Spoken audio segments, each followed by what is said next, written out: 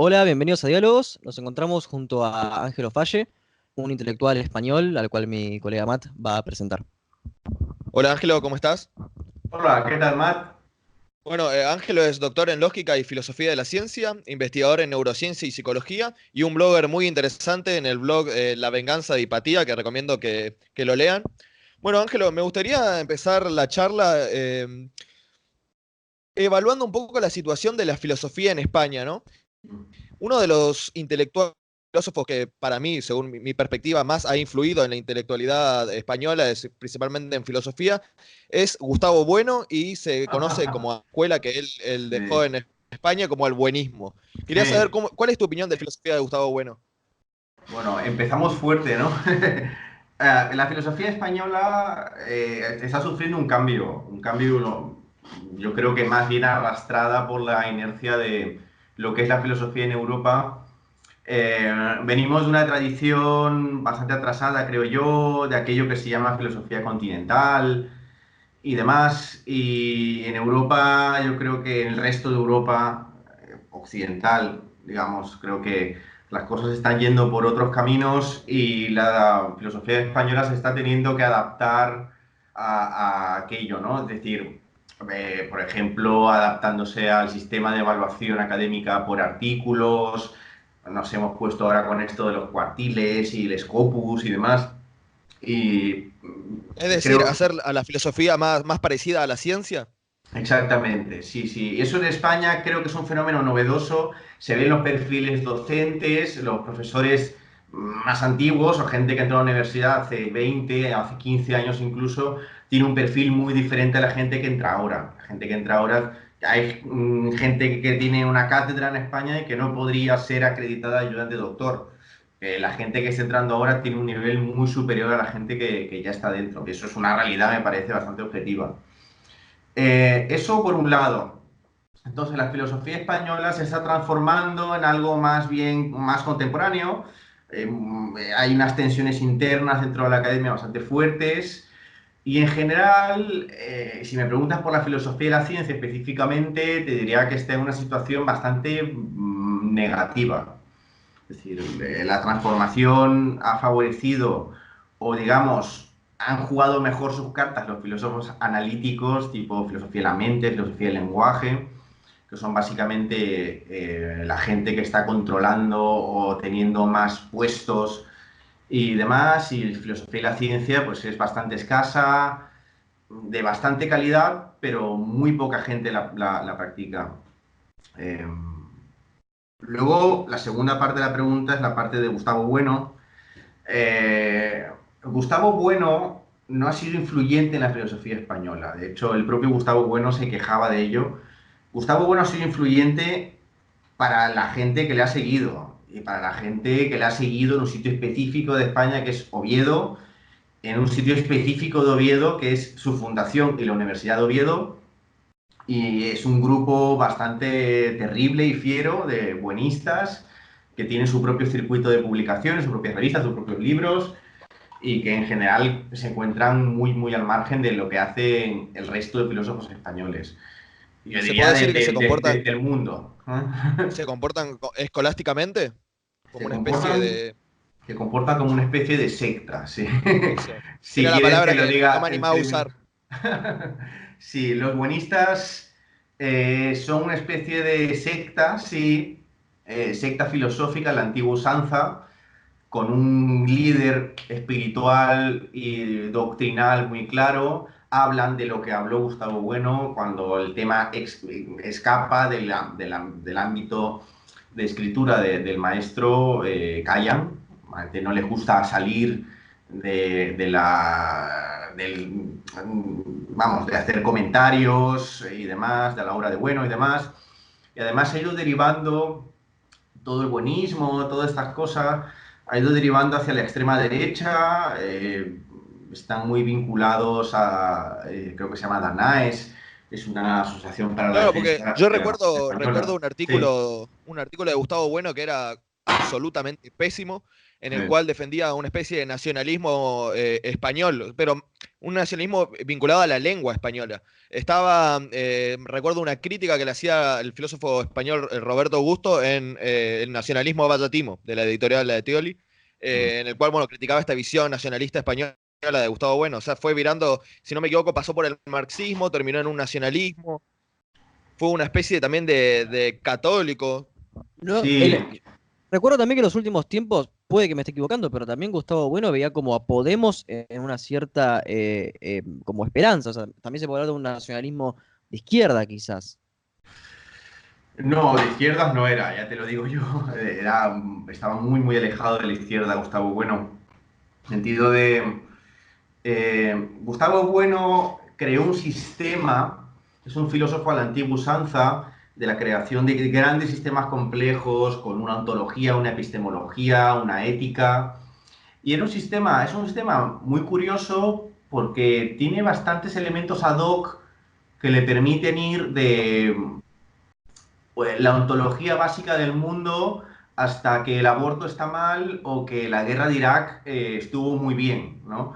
Entonces, es muy curioso ver a Gustavo Bueno, por un lado, ser un gurú de la derecha española, sobre todo los buenistas, o creo que la escuela que se ha generado hoy en día es un think tank vinculado a Vox, bastante evidente. Vox es un partido de muy extrema derecha en España. Por otro lado, ser un gurú o un héroe del escepticismo, básicamente porque le gritaba a los astrólogos en Telecinco, es decir, la Fundación Gustavo Bueno para la defensa del pensamiento crítico, no sé cómo se llama, hace cualquier cosa menos pensamiento crítico como podemos entenderlo nosotros. Es decir, lo que es una fundación para la promoción de la obra de Gustavo Bueno, creada Se puede además decir por que, Gustavo Bueno. claro, se puede decir que los buenistas se oponen a la Unión Europea, que pretende una especie de España separada de Europa, una España contra Europa. Pues no lo sé. O sea, no sé exactamente qué posición sostienen los buenistas porque no me interesan demasiado filosóficamente. Es decir, no me he parado, alguna vez me he cruzado algún vídeo, me he cruzado alguno de ellos, todos hablan igual, tienen una prosodia muy parecida y un uso del castellano muy curioso, muy de periodista de los años 30. Pero no, es un registro de la lengua que solo encuentras en España entre buenistas y parapsicólogos tipo Iker Jiménez, ¿no? A mí me resulta muy curioso. Pero Eh, no estoy muy puesto en las diatribas internas del buenismo, ni yo, ni creo que nadie que se dedique, digamos, profesionalmente a la filosofía en un sentido académico estricto. claro, hablando un poco de filosofía más académica, más relacionada a la filosofía de la ciencia, quería preguntarte cómo evaluás la obra del filósofo español Jesús Mosterín, a quien yo veo muchísimo más interesante que Gustavo Bueno, por ejemplo. Sin duda alguna es mucho más interesante porque Mosterín es una persona que tuvo contacto con la filosofía de su tiempo, una obra con repercusiones posteriores que dialogaba con hechos reales del mundo, con la ciencia tal como la entienden los propios científicos y además es una persona que tiene una obra muy rica, muy interesante y realmente difícil. Hay cosas de Mosterín que son complicadas de entender porque son muy profundas, no porque fueran escritas de un modo Oscuro. oscuro, exactamente. Es decir, el caso de Mosterín creo que es uno de los filósofos más importantes e interesantes. Además, su carrera intelectual, ¿no? Empezar como un profesor de lógica y acabar defendiendo a los animales en la televisión, me parece, bueno, en su propio retiro, ¿no? Él se retiró cuando ya estaba malo con sus gallinas y a mí eso me parece algo realmente, bueno, una carrera intelectual que me parece digna de admirar. Eh, si me preguntas por algún caso específico de la obra de Mosterín que me haya resultado influyente, pues mira, su obra, había una parte que habla sobre evolución cultural. Yo escribí un artículo, digamos, en honor a esa parte de su obra. Evidentemente está inspirada en la memética de Dawkins y de Dennett y demás, pero creo que es uno de los pocos autores que introdujo esa clase de corrientes en el ámbito hispanohablante porque era una persona que estaba muy en esos debates. Y eso me parece especialmente reseñable de un autor español, porque normalmente no solo español, sino de Latinoamérica, si quieres luego hablamos de eso, que la situación es aún peor allí, suelen estar muy desgajados de los debates globales filosóficos, de las grandes tendencias filosóficas o demás, ¿no? ¿Y algún otro filósofo científico de España que reivindiques? ¿O que te parezca Filósofo que tenga una obra científico. interesante y que merezca la pena leer? Creo que el caso de Jesús Zamora Bonilla es un tipo muy interesante. Antonio Dieguez también creo que es una persona muy reseñable en filosofía de la biología. Esperemos Jesús, que sea el futuro invitado de diálogos. sí, bueno, Antonio es una persona estupenda y sin duda alguna sería un grandísimo invitado. Luego, yo soy muy de reivindicar gente que está escribiendo ahora. Yo creo que la filosofía y cualquier rama del conocimiento tiene que vivir de la gente de ahora. Yo no entiendo estos debates psicológicos o entre psicólogos. Es muy de estudiantes de primeros años de psicología, entre quién fue mejor, Watson, Skinner, o qué parte de la obra de Skinner podríamos desarrollar y demás. Me parece una tontería, como me parece una tontería, digamos, recomendar la lectura de gente que escribió cosas hace 50 años. Creo que hoy en día hay filósofos de la ciencia españoles estupendos. Puedes leer la obra de David Teira, por ejemplo, es una persona particularmente brillante. Toda la gente que trabaja en la UNED, como Cristian Saborido, también es un filósofo muy interesante. Eh, no sé, en general creo que la filosofía y la ciencia es un campo que peca un poco de eso, de no reivindicar su propia actualidad, ¿no? A veces nos quedamos leyendo a gente que publicó hace 30, 40 años y creo que lo interesante de la filosofía y la ciencia como campo académico contemporáneo ha llegado en los últimos 10, 15 años.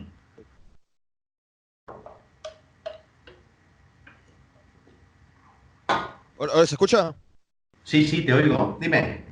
Ah, se trabó la imagen por un tiempo. Ah, vale, dime. Ahí está, ahí se volvió a la normalidad. Quería preguntarte qué opinión te merece Ernesto Castro, para ir un poco a las polémicas actuales. Ernesto Castro. Ernesto Castro es uno de esos personajes hijos de nuestros tiempos, una persona que creo que es considerada como un gran filósofo o un filósofo relevante por parte de gente que vive en un mundo en el que la importancia o la relevancia intelectual se pondera de un modo muy diferente ¿Cuántos suscriptores de YouTube tiene, no? exactamente, cuántos suscriptores de YouTube tiene, si sale con ropa de torero, si se ha hecho no sé qué en el pelo, si dice no sé qué tontería sobre no sé qué chorrada. Y Ernesto Castro es básicamente un ágrafo, es decir, no tiene nada publicado de mínimo de relevancia. Creo que tiene un libro sobre la posmodernidad, escrito con 21 años, que huele mucho a recopilación de apuntes de la carrera. Luego no tiene nada más. No, es decir, yo fui hace poco a un festival en el que hablábamos yo y el día siguiente hablaba Ernesto Castro. Y a mí me presentaron como blogger, es decir, de algún modo les pareció más importante que yo escriba un blog a que yo tenga un doctorado y eso, que bueno, parecía como bastante accesorio. Y luego Ernesto Castro lo presentaron, bueno, de joder, y luego después de este tipo vendrá Ernesto Castro, que es lo bueno, ¿no? Que de hecho podéis ver su obra en YouTube, ¿no? A mí el concepto de tu obra en YouTube, no sé, me parece bastante dudoso cuando tu obra es Bastante hablar extraño. en, sí, es decir, no termino de entender muy bien qué clase de criba intelectual tiene eso, ¿no? Además, creo que una de las cosas que más me sorprende de Ernesto Castro y que creo que es también muy sintomático en nuestro contexto hispanohablante, creo que en el contexto anglosajón sería algo impensable y que hubiera supuesto sin duda alguna una nota, una queja, digamos, por parte de la Universidad Complutense, es presentarse como profesor de la Universidad Complutense. Es decir, Ernesto Castro ha sido alumno de doctorado en la Universidad Complutense, ha tenido una beca del ministerio que incluye unas prácticas, o sea, dar unas 5, 6, 7, 8 horas de prácticas como parte de su beca pero no es profesor. Es decir, profesor es cuando tienes un contrato, una vinculación contractual con la Universidad Complutense, ¿no? O sea, a Pero mí me más allá de sorprende lo que mucho puede eso. ser sí, sí, más allá de lo que puede ser la obra escrita o publicada, cuando estamos hablando de espacios como YouTube, lo que hablamos es del tema de la difusión, ¿no? ¿Crees que por Ah. lo menos la difusión que hace Ernesto Castro es sana para lo que puede ser el conocimiento filosófico en general, para los legos al menos? No lo creo, no lo creo. Es decir, no creo que eh, la gente que acceda a la filosofía por medio de Ernesto Castro o de otros personajes, digamos, de ese entorno, de ese tipo, si lleven una visión real de lo que es la filosofía seria.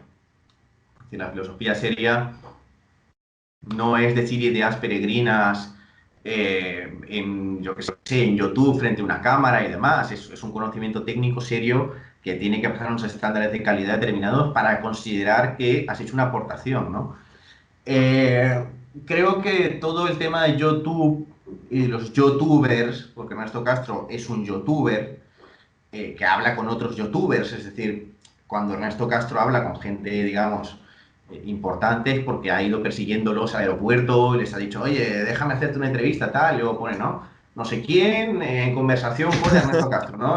Claro, es como esta gente que persigue a los famosos para hacerse fotos y luego o que se hace Photoshop para poner su cara en el cuerpo de una tía ahí con Britney Spears y tal. A mí me parece... Pero en, eh, pero en todo caso, acá el problema eh, estaría, digamos, en lo que ya venían hablando y que, bueno, para mí su reciclaje, que es lo que lo uso siempre, de Adorno y Horkheimer, de cultural. Es YouTube el problema, no es Ernesto Castro, en todo caso. no creo que sea YouTube el problema. Creo que el diagnóstico cultural es más amplio que eso. Es un diagnóstico cultural en el cual la experticia ha dejado de tener un papel relevante. Es decir, hemos dejado de valorar la experticia como se debería valorar y hemos pasado a un mundo en el cual lo importante son tus followers, lo importante son, digamos, la cantidad de gente que arrastras y la noción de experto ha quedado en un segundo plano. Mira, hay un programa aquí que se llama La Sexta Noche y hablan sobre política y a veces traen un tipo con una pizarra que es un economista. Al principio había un economista, ahora traen cuatro, uno por cada partido. Y claro, es el experto de Podemos, el experto del PSOE, el experto del PP. Entonces, la noción del experto, como, no sé, vamos a hablar sobre pensiones. Vamos a ver qué opina este tipo que acaba de estar en la mesa anterior hablando sobre feminismo. Y es una persona que tiene una opinión, además, muy dura sobre las pensiones, ¿no? Es decir, hemos pasado a la figura del opinólogo que opina sobre todo. Es decir, Ernesto Castro es solo un síntoma de algo que me Pero parece... es un problema de los medios de masas en todo caso. Es un problema de los medios de masas. O sea, es como que en la radio esperáramos que los oyentes radiales de la década del 50 o del 60 se preocuparan por escuchar al experto tal. En todo caso, es un problema en los cuales, donde el contenido, cuando prime el contenido, realmente va a ser, no sé, un día muy frío en el infierno, porque la verdad que es muy complicado que eso suceda. Lo que prima es más la forma, que es algo directo, de 5 minutos, que sea corto, que sea atractivo y no tanto el contenido denso y técnico, ¿no? Justamente a esas tendencias de la industria cultural es la que buscamos un poco combatir con el programa este diálogos, charlas largas que para muchos pueden ser aburridas, pero bueno, tratamos de lograr un poco más de profundidad en el contenido, ¿no? Sí, sí, por eso acepté venir aquí. Sí, normalmente, últimamente, Buenísimo. tampoco soy una persona que tenga o que esté muy interesado y tampoco creo que genere ese interés tenerme en los medios y demás, pero últimamente estoy diciendo que no a mucha gente que me llama o que me dice tal, no solo porque en España hay una cierta manía por no pagar a la gente que ofrece contenidos, incluso periódicos y radios, tal, porque al final, bueno, yo llamo a un tipo que vive de YouTube y a cambio esa persona me arrastra sus followers y yo le pago con más followers y al final o sea, es una Claro. industria en la cual prima muy poco la calidad de los contenidos, ¿no? Claro, y Sobre lo otro que... Sí, intelectual perdona. un intelectual español, ¿no? Que también empezó a usar estas nuevas tendencias de la industria cultural, sobre el cual me gustaría saber si tenés alguna opinión, que es Antonio Escotado. Antonio Escotado no se hizo estrictamente youtuber, pero gran parte de los que lo conocen los conocen por YouTube. Antonio Escotado es otro tema. Es decir, a ver, Antonio Escotado es un tipo muy interesante, que tiene una obra muy interesante sobre las drogas, muy transgresora, que en su momento yo leí con gran pasión y que me parece un gran autor. Creo que sus tomos son muy interesantes sobre los enemigos del comercio. Pero Antonio Escotado ha acabado cayendo es decir, se ha acabado caricaturizando a sí mismo, que es un poco el síndrome este de la pérdida de experticia y quizás con términos más amplios de la posverdad y demás. Uno tiene que tener una afiliación muy fuerte al movimiento, ofrecer un producto muy delimitado, muy radical. Antonio Escotado es una persona que se ha ido radicalizando según ha ido pasando por YouTube y por estos medios, digamos, por entrevistas con gente pues que a lo mejor no tiene mucho que ofrecerle, pero bueno, él se ha ido radicalizando, también se ha ido vinculando con ciertos Con grupos y grupos demás, de escuela austriaca. de Tiene escuela bastantes austriaca, charlas. exactamente, y yo el otro día lo estaba oyendo negar el cambio climático, es decir, bueno, el cambio Sí, climático eso no creo está que es tan lo. claro. Sí, sí, es lo Esas, más grave que sí. yo vi de Antonio Escotado, es justamente su negacionismo del cambio climático. Eso está a punto de convertirlo en un charlatán, porque si él insiste en militar contra el cambio climático, sería muy difícil reivindicarlo. Sí, pero el cambio climático se ha convertido, es decir, la negación de la antropogénesis y el cambio climático se ha convertido en un mantra austriaco. Es decir, en los mantras austriacos han encontrado en YouTube su forma de introducirse en el mundo cultural hispanohablante. Y eso es así, es decir, en YouTube hay facciones muy radicales, tal, el propio Ernesto Castro es una persona que ha ido, si te das cuenta, buscando un producto. Yo le he visto dar charlas delirantes sobre filosofía de la física. Y ahora es una persona que se ha vuelto un posmoderno radical, cuando escribió un libro contra la posmodernidad con 21 años. Es decir, al final se van caricaturizando a sí mismos y el caso de Escotado ha llegado a una pedantería histriónica, creo que ya es una cuestión histriónica, hiperbólica, en la que parece que, bueno, opina de todo, es un sabio bueno, tiene que apoyar, por supuesto, cualquier tipo de desregulación del mercado, con todo lo que puedan decir los austríacos más enarbolados y enajenados, pues lo del cambio climático es algo que está muy de moda ahora. Pues no sé, yo no creo que le convierta estar cerca, ¿no?, de ser un charlatán. Creo que cualquier persona que niega la antropogénesis del cambio climático eh, por razones de que no es conveniente para el desempeño económico y demás, pues oye, me parece que ya es un charlatán, ¿quieres que te diga? Bueno, hablando un poco de esto de los medios de comunicación, estuvimos hablando de YouTube y su relación con la filosofía, pero me gustaría preguntarte qué opinión te merece el movimiento de divulgación científica joven en YouTube. Por ejemplo, tenemos al robot de Platón, Quantum Fracture, la gata de Schrödinger, C de Ciencia. ¿Te parece que estos divulgadores le hacen daño a la visión que tiene la juventud sobre la ciencia o hacen más bien que mal? El tema de la divulgación es muy interesante. Yo tengo una relación muy pasional que ha pasado del amor al odio, luego del amor y luego otra vez al odio. Y yo siento la divulgación como una exnovia, a esas que te han hecho mucho daño, pero las echas de menos y tal. Es algo complicado.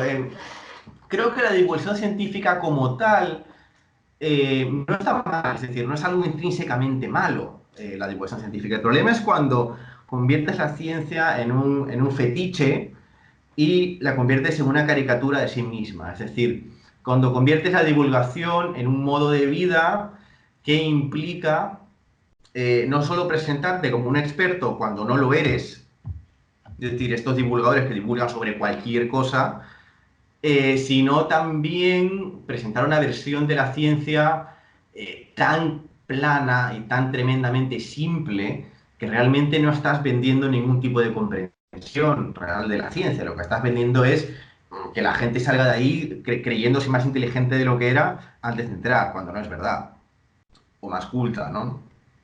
El problema de la divulgación, y te lo digo porque en España hay una enorme bolsa de científicos en paro que se están intentando buscar, pues eso, ganarse el pan con la divulgación, lo cual me parece, vamos, creo que hay peores cosas que se puede hacer en esta vida que divulgador. Pero si uno ve determinados eventos de divulgación que dices, ¿para quién divulgas? Porque son eventos para vosotros mismos, si los que están sentados en el público es gente que está esperando hablar, y luego una visión de la ciencia de, bueno, realmente ridícula, ¿no? Es decir, otra cosa que me molesta mucho de la divulgación científica es que se ha acabado tragando el movimiento escéptico, que ya de por sí en nuestro contexto es tremendamente pobre y tremendamente mediocre, se la ha acabado tragando y ha terminado vendiendo, digamos, la divulgación como una panacea contra las creencias irracionales, como la pseudociencia, las teorías de la conspiración, con la idea de que mayor divulgación científica, digamos que reduce La ideas superstición. la superstición e ideas de este tipo. Lo cual, curiosamente, no tiene propiamente un aval científico. Es decir, el único aval científico, curiosamente, que puede tener son algunos estudios que he hecho yo mismo y que he publicado, pero que no dicen propiamente eso. Dicen en casos generales, con algunos tipos específicos de divulgación, se podría considerar que hay una correlación, pero para otros tipos, sobre todo para casos recalcitrantes, puede ser incluso peor. Es decir, puedes estar tirando gasolina al fuego, ¿no? Haciendo que esa gente se polarice aún más, se enroque aún más en sus creencias. Pero eso parece que da igual, es decir, al final la divulgación se ha despegado de sí misma en ese sentido, ¿no? A mí eso es algo que me molesta Precisamente bastante ahora de la cuando vos divulgación. estabas hablando, sí. Sí, sí, vos ahora estabas hablando respecto al concepto de polarización y me recuerda mucho un trabajo tuyo sobre la posverdad. Cuando vos hablas sobre divulgación de ciencia, sobre divulgación de filosofía, estás efectivamente hablando de la posverdad porque me suena a que estos videos cortos sobre ciencia, sobre filosofía, sobre lo que puedo hacer, se pueden bajar y mandar por WhatsApp y hacer como que la gente los dijera, los dijera rápidamente, acríticamente y que los pueda reproducir. ¿No crees que el problema efectivamente tiene que ver, digamos, con el sistema educativo español en todo caso y las personas que terminan consumiendo eso y no tanto con la divulgación en sí? Ya que no se puede hacer nada sobre este tipo de industria que se nos presenta. A ver, no sé si es un problema educativo de la gente. La gente no tiene por qué saber de química orgánica o de ecología de poblaciones. Que no es algo No, que la pero gente necesite. la disposición para poder chequear la información que hay. Por ejemplo, la disposición que puede haber, si te lleva una noticia, digamos, de lo que hace Vox, uno, según el nivel educativo, según la instrucción que tiene, puede chequear, tiene las herramientas para poder chequear que si lo que está diciendo es verdadero o falso. En ese sentido, yo es lo que me estoy refiriendo. Claro, la idea es hasta qué punto alguien que tenga un acceso a la mecánica cuántica tan superficial como el que puede ofrecerle, no sé, no sé, este chico Santaolalla, tiene unos ojos muy bonitos y demás, o sea, no va a responder de un modo justamente contrario a lo que se pretende cuando se presente un texto de Deepak Chopra. Es decir, hasta qué punto la gente que accede a la ciencia a través de eso tiene herramientas para cribar. Yo soy muy escéptico respecto a eso. Creo que es más una cuestión de confianza y de dinámicas intergrupales y de cuestiones más bien relacionadas con la satisfacción psicológica que con la falta de cribado o la falta de capacidad para cribar. Y esto hay bastante evidencia que lo corrobora. Es decir, la gente cuando se le presentan textos. Hay varios experimentos en este sentido que se enmarcan en lo que se llama neuromanía. Hicieron una serie de experimentos, Weisberg y demás, en los que se ponía una explicación mala y una buena, y se le ponía la mala a términos neurocientíficos superfluos, ¿no? Y lo que pasaba era que cuando la gente se le preguntaba qué explicación era más satisfactoria, la gente decía que la neurocientífica, pero cuando se le explicaba, aunque fuera pseudocientífica, pero cuando se le preguntaba sobre qué explicación era verdadera o más correcta, realmente no parecía tener un efecto serio la jerigonza pseudocientífica. Al fin y al cabo creo que la gente sabe que el médico alternativo no es un médico, es un chamán, pero el problema es que hay una parcela, una dimensión humana que es satisfecha por esa gente, ¿no? Y que creo que como ilustrados ingenuos a veces nos olvidamos que existen. No creo que la gente, por entender sobre mecánica cuántica o sobre todo si se le explica gente como la gata de Schrödinger, que dudo mucho que pueda responder una pregunta directa sobre qué hacen las mitocondrias o explícame no sé qué de Galileo. No creo que tenga unas nociones científicas realmente sólidas. Eh, no creo que el problema sea eso. No creo que la gente tenga que llegar a saber cómo sobre estadística avanzada y sobre varianzas y grupos control para cribar entre el homeópata y el médico. Es más una cuestión de por No, yo qué. recuerdo un artículo. Sí, sí, recuerdo un artículo tuyo en La Venganza y Empatía, en el que lanzabas unas críticas al movimiento escéptico. Sí. Sí, ¿se podría recordarnos un poco cuáles eran esas críticas y vincularlo un poco con lo que estuvimos hablando? Ah. Me llamó la atención porque usaste el término de iluminados ingenuos, iluministas Bueno. ingenuos. Sí, sí, iluminados no. Hay alguno, pero sí, más bien son ilustrados ingenuos los escépticos, ¿no? Muchas Ilustrados. veces. Yo con el movimiento escéptico, mira, yo he llegado a organizar 3 ediciones de un congreso para escépticos y divulgadores científicos, es decir, es algo en lo que he estado. Participaste en Escépticos en el Pub también. He hecho un par de escépticos en el PAF, no solo en España, también en Bélgica, y he estado, quiero decir, es algo que he visto de cerca, he estado en Nueva York con los escépticos de allí, es muy diferente al movimiento en España, en Bélgica también es muy diferente. ¿Cuáles son esas Eh, diferencias? Mira, en Nueva York, por ejemplo, las charlas suelen ser muy minoritarias, suele ser una cena con un experto real. Yo recuerdo una cena con Susana Martínez Conde, en la que éramos 10 personas, le invitamos un chuletón y hablamos sobre su trabajo. Me costó un dineral la cena. De hecho, al siguiente escépticos que hicimos, me comí en un restaurante chino de al lado y me pedí una cerveza y me miraron mal. Pero era otro ambiente, creo que allí se habían dado cuenta de que el escepticismo generalizado como tal no existe, era una cosa más elitista. La cuestión belga era parecida, pero estaba más profesionalizada, me pareció más seria. Me pagaron luego de dar la charla, lo cual en España yo he dado charlas escépticas que no me han invitado ni una cerveza. Parece que no, pero bueno, te da que pensar sobre la valoración que tienen sobre la preparación de la charla y demás. Y creo también que, por ejemplo, ¿Se eso puede uno decir que ve. el movimiento escéptico español es más cutre? Para usar Es la jerga española. considerablemente más cutre, es decir, por ejemplo, ¿por qué en español no hay algo parecido al Rational Wiki o a una enciclopedia escéptica? Es decir, ¿por qué la revista de la RP, el escéptico, no está indexada? ¿Quién escribe en el escéptico y para quién? Es un boletín interno. ¿Por qué no hay nada como el Sceptic Inquirer, ¿no? Es decir, eh, es todo de un perfil que se arrastra de los años 80, 90, que tiene mucho poder interno y que yo creo que se cristaliza perfectamente en la PET, que es la Asociación para Defender al Enfermo de Terapias Pseudocientíficas, que yo creo Ahí que habías escrito, habías colaborado, ¿no?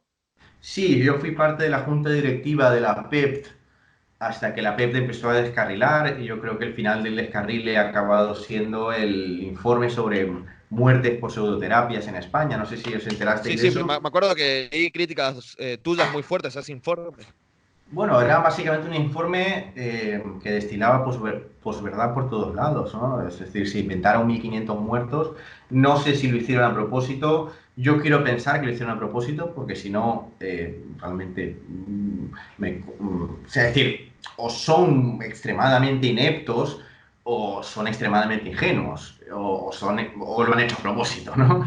Entonces, era un informe que decía que en España morían, creo que unas 1.400 y pico personas al año por pseudoterapias, 660 de ellas por quiropraxia, gente que lleva al quiropráctico una semana antes de fallecer y fallecía o en la propia consulta del quiropráctico o en el plazo de una semana, ¿no? Y nadie se había dado cuenta, es decir, es más de las personas que mueren por accidentes laborales en España, por ejemplo, ¿no?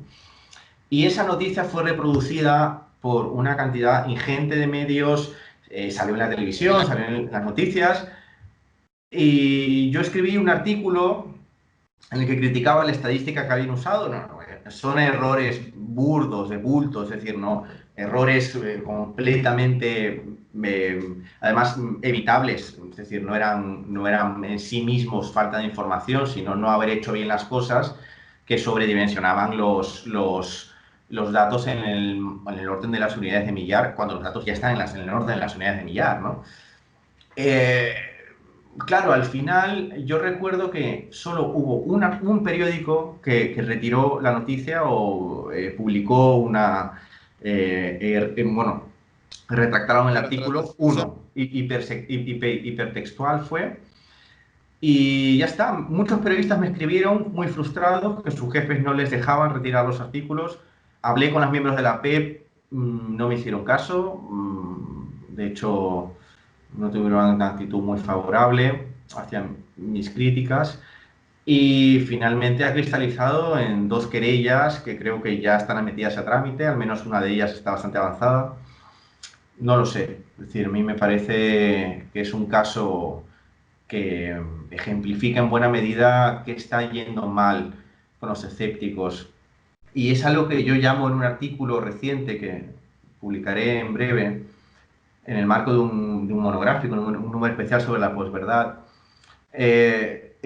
posverdad piadosa, es decir, es una forma de posverdad vinculada con la izquierda o con actores que deberían estar promoviendo el progreso y la racionalidad en la sociedad, que es percibida como moralmente superior. Es decir, de algún modo, cuando hablé con algunos miembros de la PEP, me decían, bueno, sí, son datos falsos o no son datos reales, pero cumplen su función muy bien, ¿no?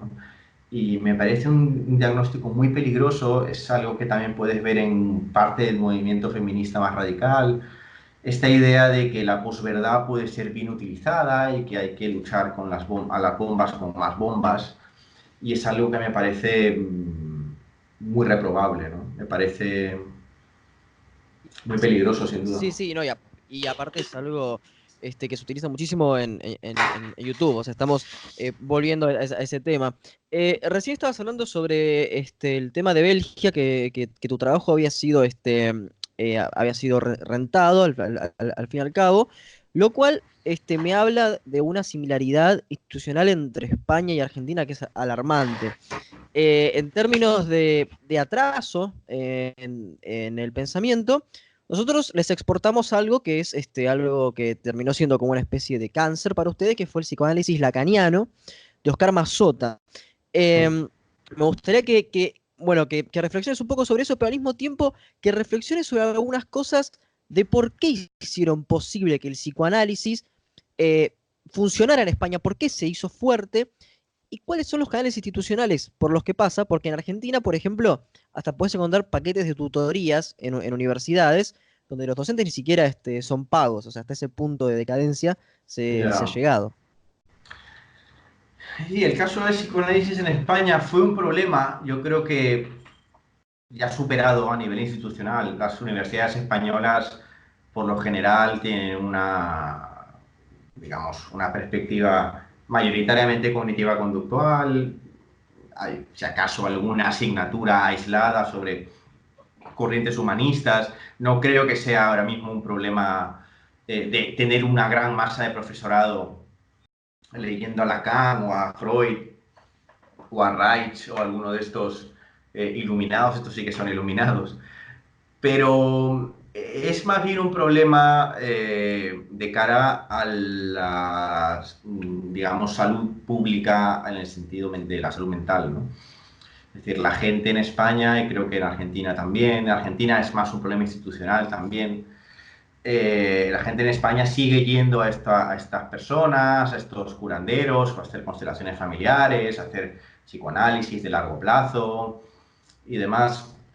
Y creo que el canal es muy parecido a lo que pasa en Estados Unidos. Es decir, si bien es cierto que en su mayoría las universidades están limpias, son las asociaciones profesionales las que están muy corrompidas, ¿no? Porque se sirven de politiqueos internos para elegir a los decanatos y demás. Si uno ve cuáles son los focos de formación de estas personas, sorprendentemente muchas se han formado en el Colegio de Psicólogos de España, ¿no? Porque necesitan los votos de las comisiones de psicoanalistas para ser elegidos decanos, con lo cual hay que contentarles y demás.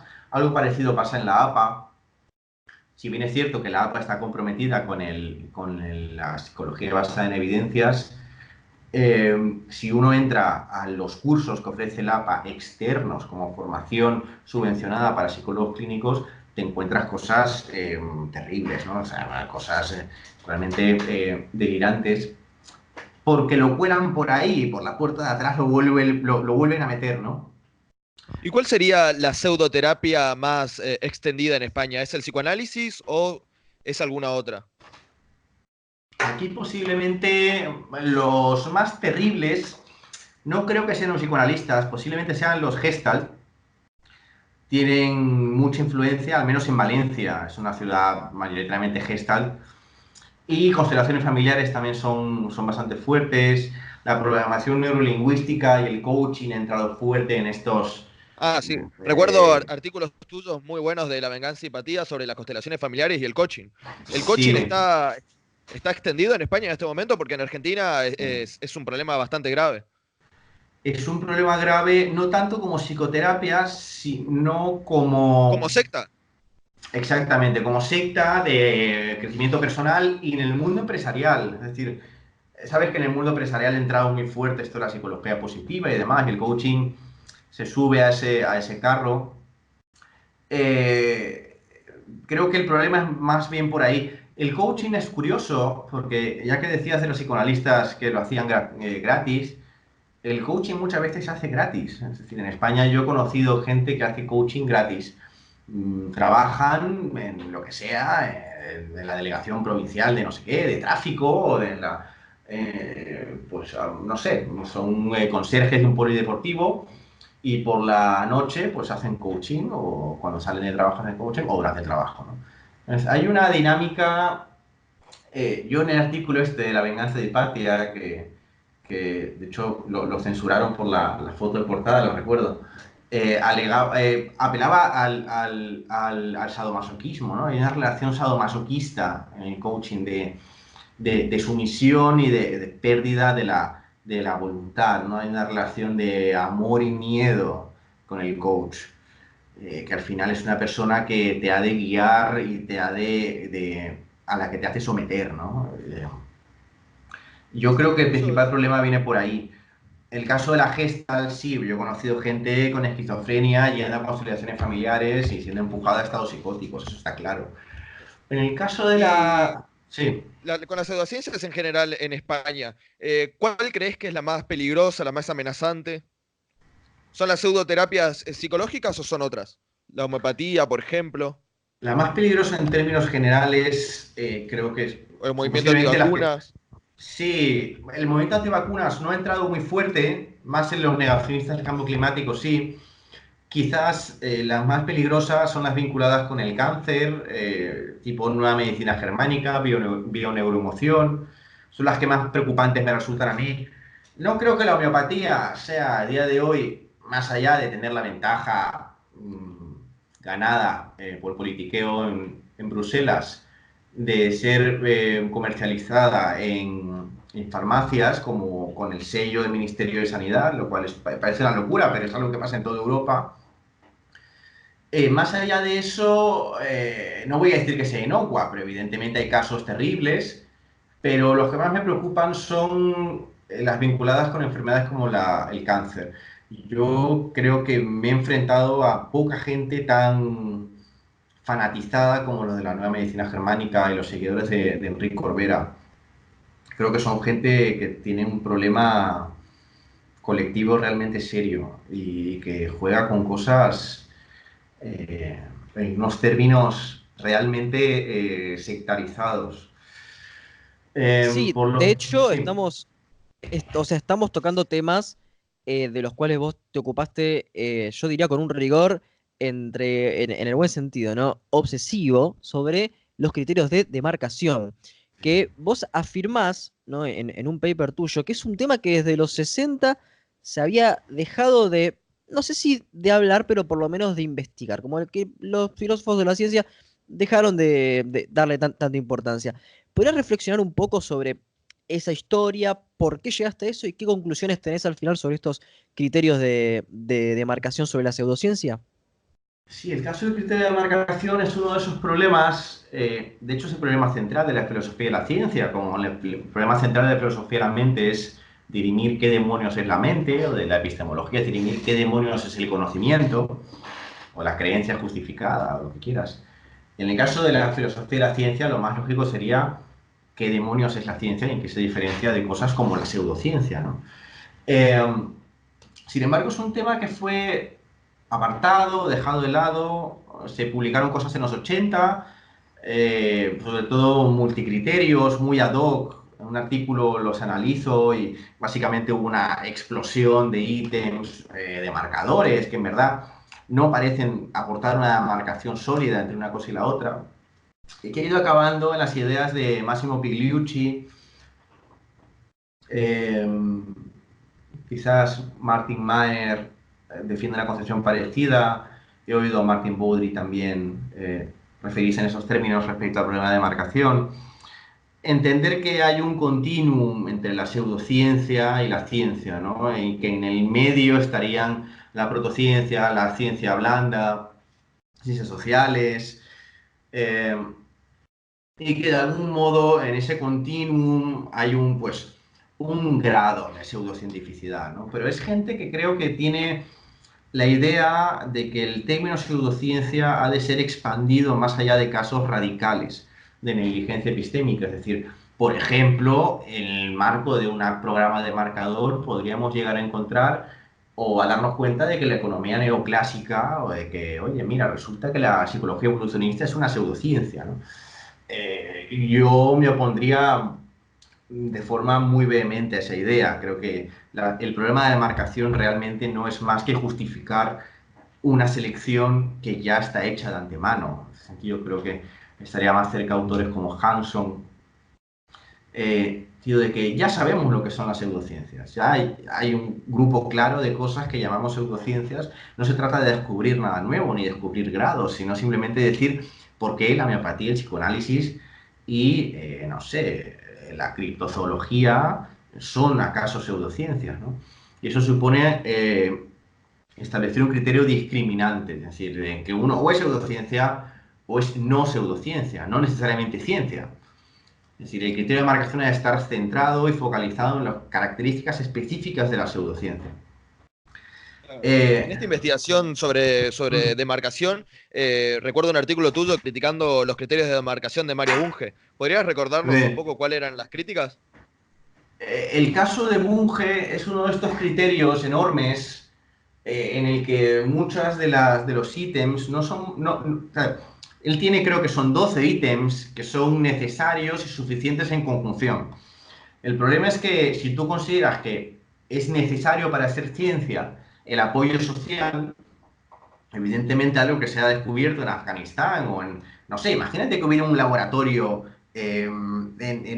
no sé, en una ciudad dominada por el ISIS, que descubriera En algo, Somalia, Nigeria. claro, realmente al final, ¿por qué no considerar eso ciencia? Aunque no tenga un apoyo social claro, ni financiación, ni... Entonces, el problema del criterio de Bunge es que realmente no es un criterio que pretenda consenso, sino que es un criterio que se desprende de su propio sistema filosófico. Entonces, digamos, te tienes que tragar muchos sapos, como por ejemplo su noción de verdad, su noción de realismo científico, que es una noción fuerte, metafísica. Y claro, hay gente que estará dispuesta a tragarse sus sapos y gente que no estará dispuesta. O sea, el criterio de demarcación, digamos, lo que yo entiendo o lo que yo entendía cuando trabajaba en eso, ahora estoy más en cuestiones de psicología social, el criterio de demarcación ha de ser una herramienta de uso social y de uso científico que ha de gozar del mayor consenso posible, rebajando a la medida de lo posible los compromisos filosóficos que incluye. Es decir, no es necesario tener una posición sobre el realismo para hacer un criterio de demarcación. Hay gente como Van Frasen, que es abiertamente antirrealista, que defendería perfectamente que la pseudociencia es pura charlatanería, ¿no? Entonces, mi idea, el proyecto era generar un criterio de marcación y luego hacer una selección de ítems en base a ese criterio y validar una escala, y la validamos. Y es una escala psicológica que, bueno, confirma la validez de constructo de la pseudociencia. Bueno, yo creo que no creo que haya solucionado el problema, creo que el criterio aún tiene muchas cosas en las que trabajar, pero también creo que Y es bueno, un en esta tema... investigación Sí. sobre criterios de demarcación, ¿cuál es tu valoración sobre la obra de Lakatos, de Irme Lakatos?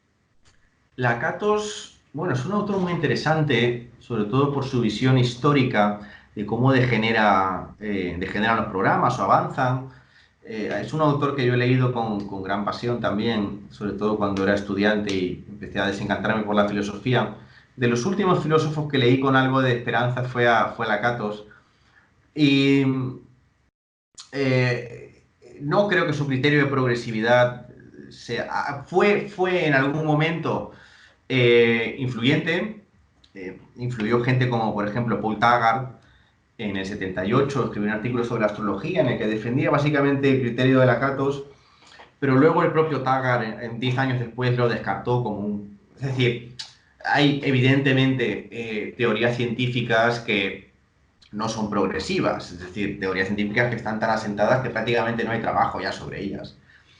Creo que es un autor cuyo máximo mérito, además de conceptualizar las diferentes corrientes demarcacionistas dentro de la filosofía y la ciencia, su máximo mérito es haber puesto el problema en la primera línea, ¿no? Lakatos defendió siempre que el problema de demarcación era el problema principal de la filosofía y la ciencia. Sus análisis son muy, muy interesantes. Yo los he aplicado alguna vez a cosas como el lisencoísmo. Creo que se podría leer de una perspectiva lacatosiana de una forma muy fructífera, pero en sí mismo no parece un criterio claro. Es un criterio que no parece demarcar. Es como el pasacionismo popperiano, ¿no? De Popper. Es que sí, sí, vienen más o menos de la misma escuela. Bueno, hablando de la investigación científica en sí, ¿cómo evalúas la situación de la investigación científica en España o en Europa? ¿Considerás que se le está dando la suficiente financiación? ¿Tienen, como acá en Argentina, graves problemas de financiación? ¿O cómo la ves? A ver, la ciencia española es un sistema bastante potente, hay científicos de primer nivel, estos en serio, no como los grandes médicos cubanos o venezolanos, sino realmente científicos. No, es que tengo una conocida venezolana que me estuvo discutiendo hace unos días que los médicos venezolanos son los mejores del mundo, ¿no? Y luego de hablar se dio cuenta de, hombre, sí, puede haber sido propaganda gubernamental. Y como, joder, bueno, te has dado Claro. cuenta, muy bien. No, hay científicos españoles que realmente son los mejores en su campo y hay universidades muy buenas y facultades y departamentos y grupos de investigación realmente punteros a nivel mundial, muy bien reconocidos. El problema quizás es una especie de...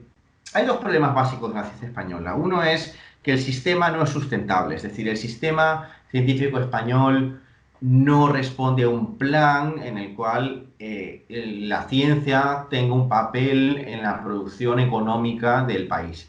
Es decir, España es un país que ofrece básicamente servicios y no tenemos un sistema español, un sistema científico como el alemán que trabaje de la mano de la Bayern y de Volkswagen y que realmente se financie a sí mismo y logre pues, beneficios y demás.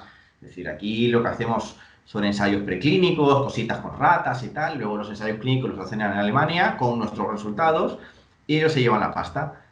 Entonces en España a veces queremos empezar la casa por el tejado y que nos financien proyectos sobre los choques de estrellas de neutrones, pero nos olvidamos de que el dinero para esos proyectos viene de lo que da dinero de la ciencia, que es conseguir una producción industrial altamente técnica en la cual tus científicos, muchos de ellos de las universidades públicas, tengan un papel realmente clave. Ese es el problema. Hay un problema de falta de diseño o de planificación, digamos, económica en la ciencia. Luego hay otro problema que es la excesiva cuantificación. Es decir,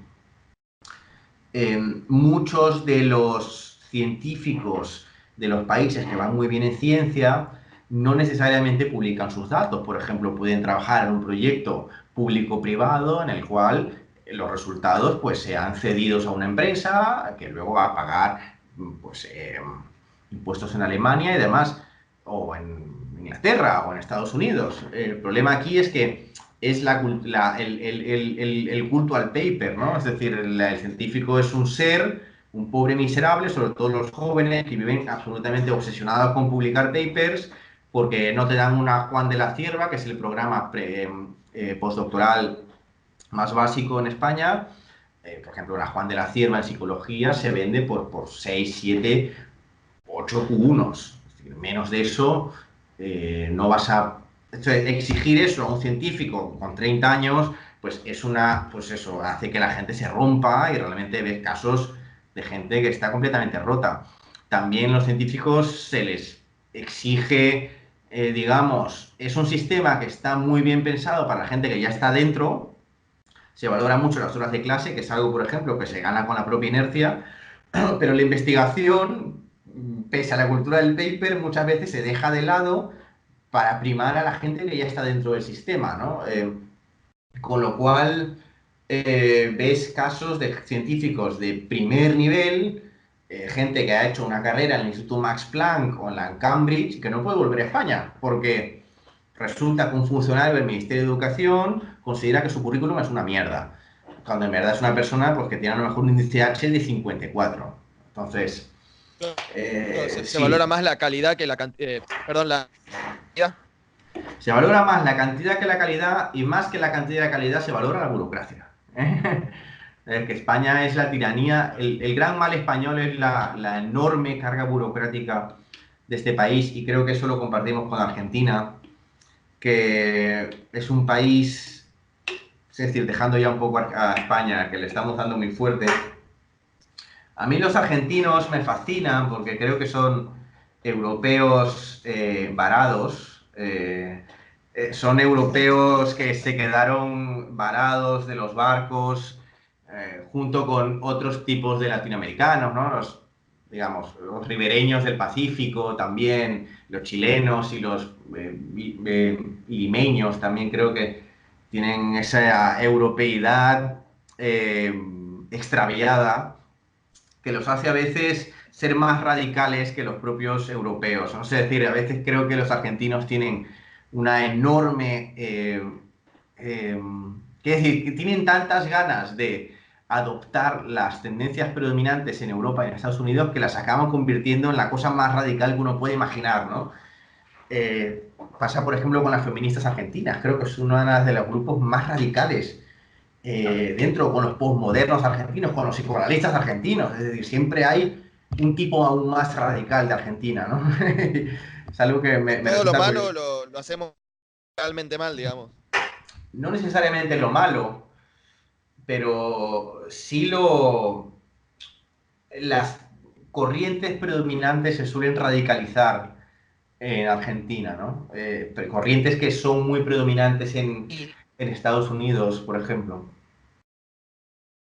Sí, y justamente estábamos hablando en off que España está pasando por una crisis institucional muy importante. He mencionado que quizás algunos españoles estén esperando como una bandera a Felipe González, quien de hecho estuvo en Argentina, porque siempre se le pregunta sobre lo mismo, ¿no? Sobre cómo conseguir un consenso en Argentina, como hizo en su momento González. ¿Crees que, por ejemplo, lo que hizo Felipe González hace más de 30 años ya ahora sea viable? ¿O cómo evalúas la situación política en España en términos institucionales?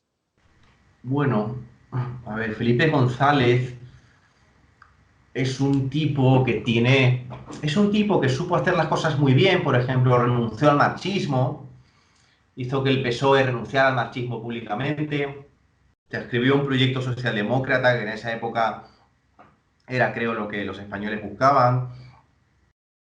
Sin embargo, también tiene sus partes oscuras. Por ejemplo, durante su mandato se desmanteló gran parte del entramado industrial español.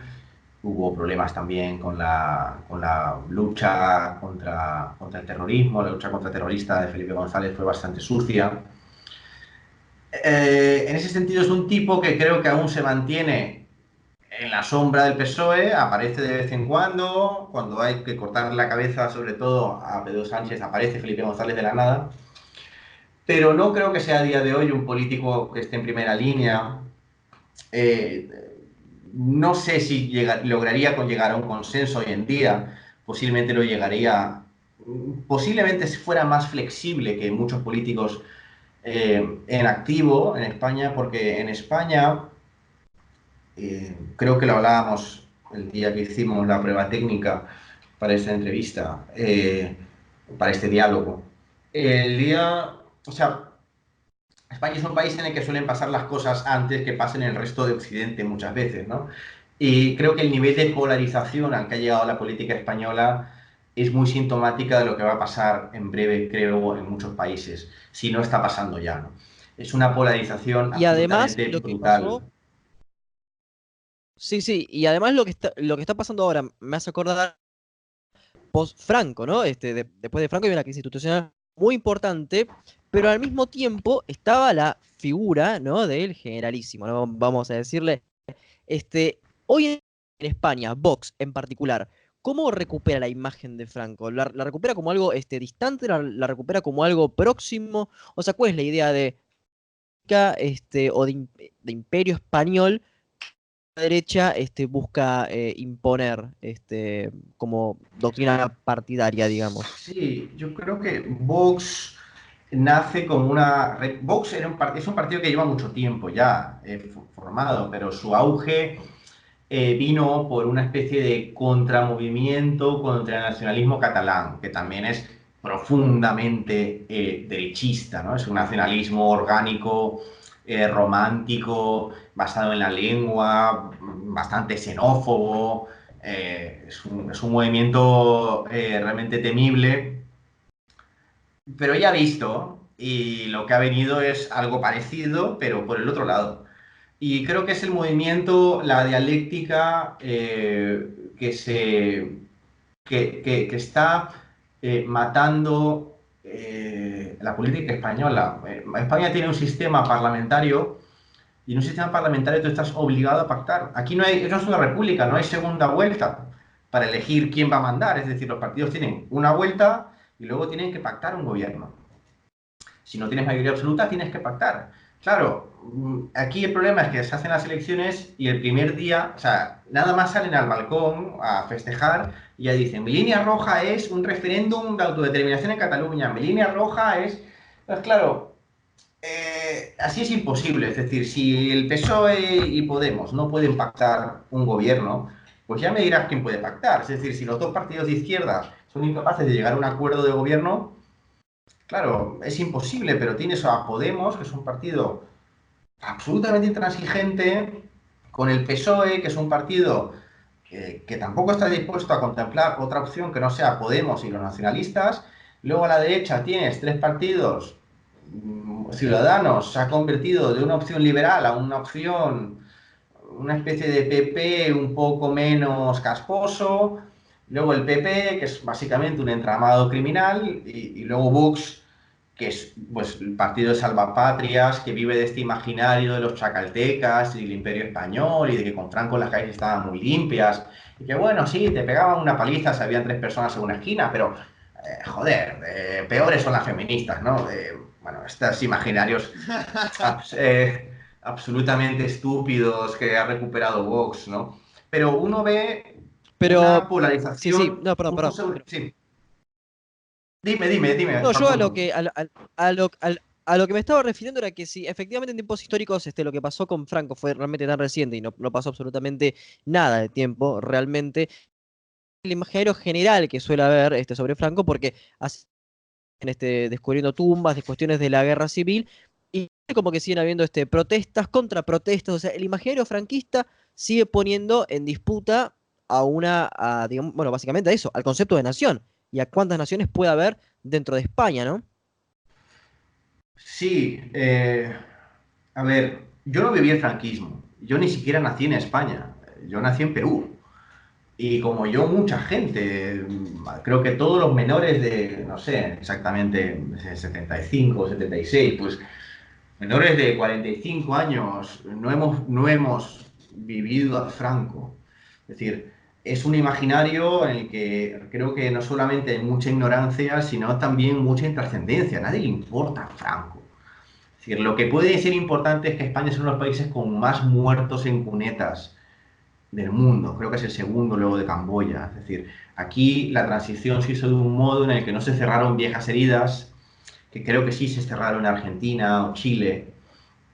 Es decir, posiblemente la condena a Videla no fue algo que cambiara la vida a mucha gente, pero es algo simbólico, ¿no? Es algo simbólico coger a ese tipo que lanzaba gente de aviones y, bueno, hacerle un juicio, decir, eres un desgraciado, ¿no? En el caso de España hubo muchos ministros que fueron ministros con Franco que luego fueron, digamos, ministros o congresistas o senadores en la época democrática, ¿no? Esas son heridas que siguen abiertas, pero no creo que sean realmente relevantes. Por eso Vox no termina de movilizar, porque Vox vive de la resaca del discurso absurdo de la izquierda. Es decir, si en la izquierda te están vendiendo el discurso posmoderno y completamente radicalizado de la dinámica entre la opresión y la opresión estructural y el empoderamiento, que es básicamente lo que vive la izquierda europea hace mucho tiempo, en el cual las mujeres están completamente oprimidas y vivimos en una cultura de la violación y de las microagresiones y demás. Sí, sí, Eh, al- las radicalizaciones que estuvimos hablando. Exactamente, si tú radicalizas tu discurso hasta ese punto, evidentemente va a surgir otro contradiscurso igual de estúpido. Es decir, la gente que comenzó en YouTube criticando las tonterías conspiranoicas de la izquierda ha acabado comprando las tonterías conspiranoicas de la derecha radical. Es decir, han acabado negando el cambio climático y yo qué sé, todas las tonterías con las que se vincula esa gente, porque son radicales. Eh, Creo que Bueno, Vox bueno, vive de vos eso, ¿no? estuviste trabajando últimamente en las ideologías políticas, si no me equivoco. Había una argentina, Beatriz Sarlo, que decía que cuando uno milita en un partido político y tiene una disidencia con el resto de los militantes, no es que piense diferente, sino que no entiende. Entonces, el resto de los militantes no es que tratan de aceptar su visión o tratan de hacer una autocrítica, sino que tratan de explicarle lo que es básicamente la base del pensamiento tribalista y de la radicalización de la que estuvimos hablando. Mm. En tus investigaciones sobre el sesgo, los sesgos cognitivos en política, ¿te terminó generando una visión pesimista sobre el actuar político? Bueno, no he hecho investigación empírica, he hecho algún estudio. Sí, a mí me interesaba la noción de razonamiento motivado. Es decir, la idea de que hay gente con altos niveles de pensamiento analítico y altos niveles de exposición a información que realmente prefiere eh, ahondar en su epistemología alternativa en lugar de hacer una autocrítica, porque hoy en día, si antaño quiero decir, antaño la disputa política se basaba en disputas sobre valores, es decir, apoyas el libre mercado, apoyas, no sé, el establecimiento de la dictadura del proletariado, apoyas tal. Esos son valores, es decir, son cuestiones valorativas respecto a la ética personal, la moralidad vigente y demás. Sin embargo, hoy en día creo que el debate muchas veces se lleva a los hechos, es decir, la politización de los hechos. El hecho de que y hemos encontrado estos patrones, por ejemplo, en la psicología alternativa, no tanto en la medicina. Creo que la psicología alternativa tiene patrones claros de tribalización y de razonamiento motivado, endogrupal, de refuerzo endogrupal de las creencias. Y la política es uno de los casos más radicales en los que se ve esto. Es decir, hoy en día, sobre todo, la política se basa en cavar trincheras. Los hechos en sí mismos sobre los que discutir. Los hechos no se discuten. Es decir, los hechos se aceptan y se aceptan los hechos que vende el partido o la opción política determinada. Es decir, muchos de los hechos que defiende la izquierda, por ejemplo, si vivimos una cultura de la violación, si España realmente es un país en el que las mujeres sufren una violencia estructural y sistemática, si realmente eso es así o si tienen menos derechos reconocidos constitucionalmente, esos son hechos. Pero la gente no está dispuesta a discutir esos hechos. Como los de Vox tampoco están dispuestos a discutir si Franco fue un auténtico hijo de puta sanguinario. Claro que lo fue. Pero bueno, parece ser que no importa.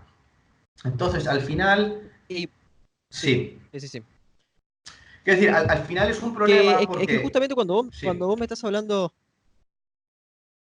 yo que justamente cuando me estás hablando del tema de los hechos, y vos recién estabas hablando de los valores, me cuesta un poco también hablar en ese tipo de cosas, porque si remontamos un poquito también la rueda histórica y vemos cómo se pensaba, digamos, en términos de la Guerra Fría, las doctrinas marxistas de los llamados socialismos reales también iban a ser discutibles los hechos. O sea, no es simplemente que ahora se están haciendo, o sea, se está dejando la teoría de lado y se discute el hecho. Quizás los partidos de izquierda de España también abrazan cierta lectura teórica y también la ponen en discusión con los hechos, por una parte. Y por otra parte, retomando el tema de los socialismos reales, ¿no? Me gustaría también saber cuáles son tus críticas respecto al marxismo, ¿no? Mi crítica al marxismo, la más básica que te podría hacer, es la misma crítica que puedo aplicar a la posmodernidad, al menos a la posmodernidad de tercera o cuarta generación que tenemos hoy en día. Y es que son ideologías que nacen del odio. Es una crítica clásica, viene de Russell, creo. Sí, Básicamente sí, el de la historia de la marxismo, filosofía occidental. es decir, el marxismo es una ideología que nace del odio, el odio al burgués. No es una ideología que nazca de la compasión por los trabajadores, por los niños trabajadores y demás. Los marxistas no quieren emanciparlos, los marxistas quieren colectivizarlos aún más, quieren que se ahoguen aún más en el río identitario que les han dicho que es el río en el que van a morir. Es decir, eh, cuando uno ve lo que hace el marxismo en los países que gobierna, lo que ve es que en lugar de intentar que esos países sean más libres o más prósperos, lo que intentan es acaparar el poder y colectivizar a la gente todo lo posible. Evidentemente hay muchas críticas al marxismo, desde las nociones más filosóficas, la antropología marxista es delirante, la idea de eh, la idea de que la autorrealización laboral o la idea de que, bueno, la idea del el valor marxista del intercambio comercial no, eso, bueno, creo que La teoría Escotado de tiene valor escrito. trabajo. La teoría de valor trabajo es una absoluta tontería. Las cosas no valen según lo que han costado hacerlas, sino lo que la gente está dispuesta a pagar por ello. Y si no lo crees, es que vas a generar una hiperinflación de tres pares de cojones, que es lo que pasa siempre en los países marxistas, es decir, acaban siendo sepultados por las cantidades de dinero que tienen que imprimir. Es lo que ha pasado siempre. Mira lo que está pasando en Argentina, es decir, lo que está pasando en Venezuela. Y lo que ha pasado siempre es que es siempre la idea de que el dinero no tiene valor, un valor objetivo, sino que se puede manipular o que en todo caso puede tener un valor objetivo vinculado a las horas de trabajo, es absolutamente delirante. La antropología marxista es otro caso. Y sobre todo la noción de colectivo que se tiene del marxismo. Es decir, el marxismo necesita imperiosamente destruir culturalmente los países que gobiernan. La destrucción cultural es una premisa de toda revolución proletaria. Bueno, El caso Ángelo, sí, sí, un segundín. El caso de la posmodernidad es muy parecido porque si tú ves los movimientos de colectivización que se dan hoy en día, los colectivos se definen por cuestiones absolutamente intrascendentes. Es decir, por la concentración de melanina que tienes en la piel, por el sexo con el que naciste, por si eres gordo, si eres flaco, por si eres latino, suponiendo que ser latino sea algo. Y esa gente es colectivizada de un modo realmente brutal. Es decir, cuando tú ves a los posmodernos, que son una forma de neomarxismo contemporánea, eh, ves esa colectivización cada vez más superficial, cada vez más empobrecedora, y además ves muy claramente los procesos de construcción interna de los hechos. Y sobre todo, se me ha ido de la mente lo que iba a decir, porque me has interrumpido, me has roto el hilo en lo que estaba diciendo. Pero, ay, no sé qué iba a decir. ¿Cómo odio que me pase esto? Esto lo vais a editar, ¿verdad? Vais a cortar la parte en la que me quedo mirando sí, la ok, ok. cámara. Bueno, esta parte sí, ok. No, ponla, hombre, que esto es lo real de un diálogo. Seguir hablando y luego Este cuando es me el. acuerde lo diré. Ok, ok, ok. Sí, bueno, es que de hecho ya justamente con estas opiniones sobre el marxismo, pensábamos ya ir cerrando el diálogo. Así que bueno, Ángelo, te agradecemos por tu tiempo. Sabemos que hay unas horas de diferencia pronunciadas respecto a Argentina y España. Así que bueno, esperamos que lo hayas disfrutado, Ángelo. Y bueno, Ojalá salga otra segunda parte y te acuerdes de lo que estabas diciendo. No, os lo enviaré por email y lo pondréis en la descripción del claro, vídeo. ¿No? En el minuto claro, tal claro, en que claro. Angelo se quedó colgado, se le Eso colgó el pasa por tomar sistema, cerveza en las entrevistas, ¿viste? ya sí, es un problema. Sí. Sí, a Bueno, lo un mejor gusto lo de hubiera hablar, dicho, Ángelo, a la lo verdad mejor si que no fuera por la cerveza hubiera dicho la mitad de las cosas que he dicho, ¿eh? Sobre todo sobre Ernesto bueno, Castro. bueno. Espero que esté presente entonces en la próxima entrevista, si es que tenemos el gusto. Bueno, Seguro que muchísimas sí. gracias, Ángelo. Este fue otra sección de Diálogos Internacional. Así que estamos hablando. Saludos.